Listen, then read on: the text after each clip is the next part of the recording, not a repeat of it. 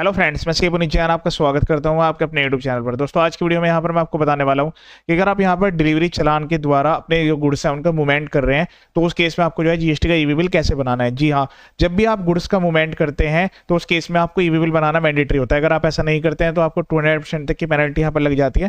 तो डिलीवरी चालान का जो फॉर्मेट होता है सिमिलर आपके टैक्स इनवॉइस जैसे ही होता है, लेकिन जीएसटी में क्या है कि अलग अलग डॉक्यूमेंट्स के लिए जो वर्क पर आप गुड्स भेज रहे हैं फिर उसको वापस मंगवा रहे हैं या फिर इम्पोर्ट के रिगार्डिंग है, मतलब इनवर्ड सप्लाई और आउटवर्ड सप्लाई दोनों के लिए आपको ई-वे बिल के कंप्लायंस करना जरूरी होता है। डिलीवरी चालान के केस में हम कैसे जनरेट करेंगे, ध्यान से समझिएगा, वीडियो को पूरा एंड तक देखिएगा। ये जीएसटी की ऑफिशियल वेबसाइट है जिसमें कि हमें ई-वे बिल के लिए अलग से एक पोर्टल प्रोवाइड किया गया है। ठीक है, www.ewaybillgst.gov.in ये वेबसाइट है, इस पर आप क्लिक करेंगे। इसके दो पोर्टल है, तो ये पहले वाला वन पोर्टल है, इसके बाद दूसरा पोर्टल है सेकंड वाला। तो कभी कभी क्या होता है कि इस वाले पोर्टल पर लोड रहता है तो आप सेकंड पोर्टल के द्वारा भी जो ई-वे बिल है उसको जनरेट कर सकते हैं। उसके बाद हम यहाँ पर क्लिक करेंगे लॉगिन पर। अब यहाँ पर आपको यूजर नेम पासवर्ड देना होगा। तो अगर आप फर्स्ट टाइम यूजर हैं, सबसे पहले जीएसटी नंबर डालकर न्यू रजिस्ट्रेशन पर क्लिक करके यूजर नेम और पासवर्ड सेट कर लीजिएगा। न्यू रजिस्ट्रेशन का मतलब यहाँ पर यह है कि आपके पास जीएसटी नंबर तो है लेकिन इस पोर्टल पर आपने उसको एक्टिवेट नहीं किया, बस इतना ही इसका मतलब है। तो आप यहाँ पर यूजर नेम लिखेंगे, फिर उसके बाद पासवर्ड लिखेंगे, कैप्चा कोड डालकर लॉगिन कर लेंगे। तो उसके बाद यहाँ पर इस टाइप का, जब आप यूजर नेम पासवर्ड के द्वारा लॉगिन कर लेंगे, इस टाइप का व्यू आएगा। यहाँ पर आपको जाना है ई-वे बिल, उसमें जनरेट न्यू पर आप क्लिक करेंगे। ये एक्टिविटी आप अपने मोबाइल से भी कर सकते हैं।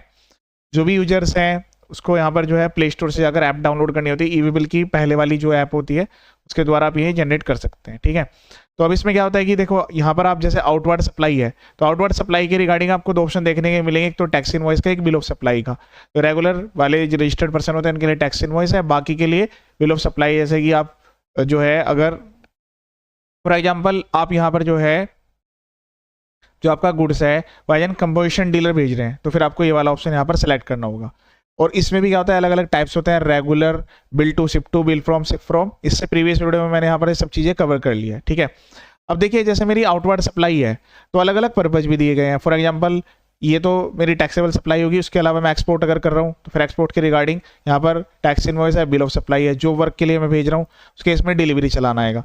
तो आज की वीडियो हमारी डिलीवरी चलानों का कवरेज लेकर है, क्योंकि इसमें क्या है कि जो भी आप यहाँ पर डिलीवरी चलान में वैल्यूज लिख रहे हैं उसमें वैल्यू, टैक्स, सब चीज़ें तो इसी तरीके से लिखी जाएगी। ठीक है, लेकिन उसमें एक पॉइंट आता है कि इसके बेस पर आपकी जो है लायबिलिटी नहीं आती कि भाई आपको जो है R13 में रिपोर्टिंग करनी है, इसके बेस पर टैक्स देना है।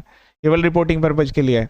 जो वर्क के लिए आप भेज रहे हैं, एसकेडी सीकेडी के लिए भेज रहे हैं, ठीक है, जहाँ पर रिसिपेंट आपको कुछ कोई जानकारी नहीं है उसके लिए आप इसको भेज रहे हैं, ठीक है, अपने यूज के लिए भेज रहे हैं, तो उस केस में भी आप डिलीवरी चालान जनरेट करेंगे। जैसे सेम स्टेट में है, आप अपने गोडाउन से फैक्ट्री तक सामान को भेज रहे हैं तो वहाँ पर भी आपको ई-वे बिल बनाने की रिक्वायरमेंट आती है। ठीक है, अदर्स का भी यहाँ पर ऑप्शन दिया गया है, तो अदर्स में आप यहाँ पर सेलेक्ट कर सकते हैं। कोई और इसके अलावा भी कोई डॉक्यूमेंट पर आप भेज रहे हैं तो अदर सेलेक्ट करेंगे, डॉक्यूमेंट का नंबर, सब डिटेल लिखनी होगी और वो अदर क्या है वो स्पेसिफाइड करना होगा।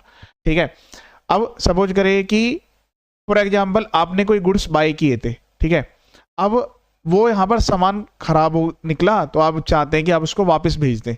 जब आप उसको वापस भेजेंगे तो यहाँ पर आप जो है उसको डिलीवरी चालान के द्वारा भेज सकते हैं। मतलब ऐसा है कि आपको जो है उसका डेबिट नोट इश्यू नहीं करना। देखिए जो जीएसटी है उसमें डेबिट नोट, क्रेडिट नोट की जो पावर है सेलर के पास होती है। अगर आपने डेबिट नोट बना दिया इसका मतलब है कि आपने उसको यहाँ पर सेल दिखा दी।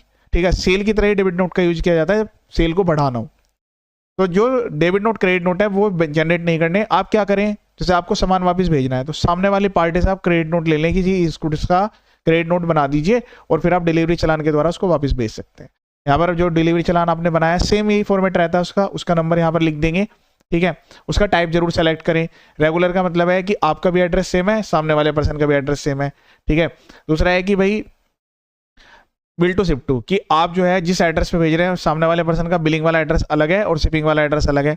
उसके अलावा जहाँ से आप भेज रहे हैं वो आपका एड्रेस अलग है रजिस्टर्ड वाला, और जिस जगह से आप भेजते हैं मतलब बिल वाला एड्रेस अलग है और जहाँ से आपका गुड्स जा रहा है। ये वो वाला केस हो गया कि जैसे आपने कोई शॉप ली हुई है लेकिन आपने अलग से गोडाउन बनाया हुआ है, वहाँ से आप सामान को भेज रहे हैं। और अगर दोनों का कॉम्बिनेशन है कि आपका भी एड्रेस अलग है और जो नीचे जो जिसको आप ये सामान भेज रहे हैं उसका भी एड्रेस अलग है, फिर ये वाला कॉम्बिनेशन आपको लेना है। ये मैंने आपको जनरल पॉइंट बता दिया। जैसे आउटवर्ड सप्लाई है सेम इसी तरीके से हमारी जो है इनवर्ड सप्लाई के रिगार्डिंग भी जो है आप जनरेट कर सकते हैं। ठीक है, तो अभी मैं इसको फिर से यहाँ पर रिसेट कर लेता हूँ एक बार। इनवर्ड सप्लाई के रिगार्डिंग भी सप्लाई हुआ, आपका इंपोर्ट हो गया, एसकेडी सीकेडी, जो वर्क को आप वापस ले रहे हैं, सेल्स का रिटर्न है। ठीक है, अब देखिए आप जो है सेल रिटर्न कर रहे हैं उसके रिगार्डिंग भी आप जो है यहाँ पर डॉक्यूमेंट्स जो है जनरेट कर सकते हैं। मतलब आप ही खुद ही मंगवा रहे हैं अपना सामान। ये सामने आपने सेल की, अब वो आपका सेल रिटर्न हो रहा है, ठीक है, उसके लिए भी आप जो है इस तरीके से इसको यूज कर सकते हैं।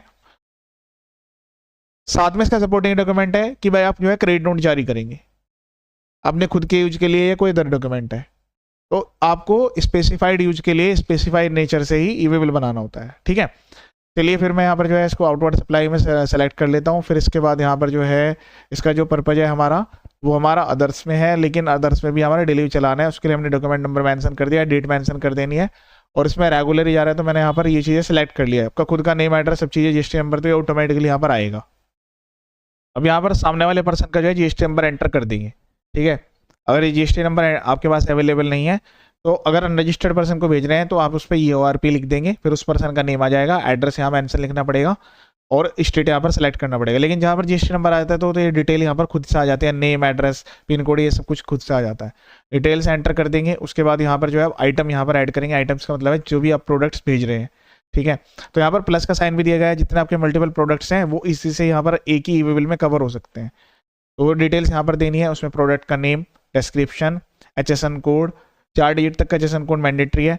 उसके बाद क्वांटिटी, कितनी क्वांटिटी आप भेज रहे हैं, उसका यूनिट मतलब UQC क्या है, बैग्स है, नंबर है, पीसेस है, किस में भेज रहे हैं, टैक्सेबल वैल्यू, CGST लग रहा है, SGST लग रहा है, ये आपका उस चीज़ पे भी डिपेंड करेगा, सामने वाले पर्सन का नंबर सेम स्टेट का है अदर स्टेट का है, ठीक है। और रजिस्टर्ड है अनरजिस्टर्ड है, किस स्टेट में भेज रहे हैं वो आपको यहाँ से मैनुअली सेलेक्ट करना होगा, ठीक है। उसके बाद ये टैक्स की वैल्यू यहाँ पर ऑटोमेटिकली आपको दिखाई देंगी। इस तरीके से गुड्स यहाँ पर आप एंटर कर लेंगे। उसके बाद यहाँ पर आपको ट्रांसपोर्टर की ID डालनी होगी। तो देखिए 2 ऑप्शन होते हैं, अगर ट्रांसपोर्ट के द्वारा जा रहा है तो ट्रांसपोर्टर की ID है, उसका GST नंबर एंटर करेंगे, और अगर आपकी डिटेल नहीं है जैसे कि सामने वाला खुद के व्हीकल से लेकर जा रहा है या आपके व्हीकल से जा रहा है तो फिर व्हीकल नंबर डालना पड़ेगा, मोड सेलेक्ट करना पड़ेगा, रोड से, रेल से, किस मोड से जा रहा है, फिर डॉक्यूमेंट का नंबर यहाँ पर टाइप आपको देना है। ध्यान रहे जब तक कि आप जो है पार्ट भी कंप्लीट नहीं करेंगे। फॉर एग्जाम्पल या तो आपने ट्रांसपोर्टर की ID डाल दी तो अब जो ट्रांसपोर्टर इसको गुड्स को मूव करेगा तो अपने हिसाब से पार्ट भी को अपडेट करेगा। अगर यहाँ पर आपने पार्ट बी की डिटेल नहीं डाली तो ये जो गुड्स है, जो ये ईवेबल है जिससे आप ये गुड्स को मूवमेंट कर रहे हैं, गुड्स को भेज रहे हैं, तो ये कंप्लीट नहीं माना जाएगा, ठीक है। तो आपको उस चीज़ का ध्यान रखना होगा कि पार्ट भी जो है इंश्योर करें, या तो ट्रांसपोर्टर अपडेट कर रहा है फिर आप अपडेट करें। सब डिटेल्स एंटर करने के बाद सबमिट पर क्लिक करेंगे। सबमिट पर क्लिक करेंगे, इस टाइप का अलर्ट आएगा, ओके पर क्लिक कर देंगे। उसके बाद ओके पर क्लिक कर देंगे, यहाँ पर जो आपका ईवेबल जनरेट हो जाएगा। ईवेबल जनरेट होने के बाद इस टाइप से आपको दिखेगा।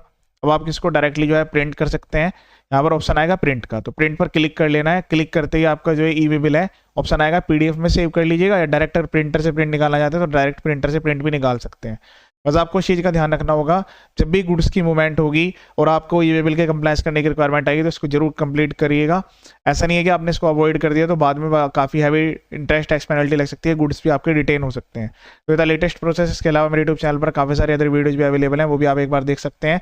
चैनल का पर्पज फुली एजुकेशनल है। ये वीडियो देखने के लिए थैंक यू सो मच।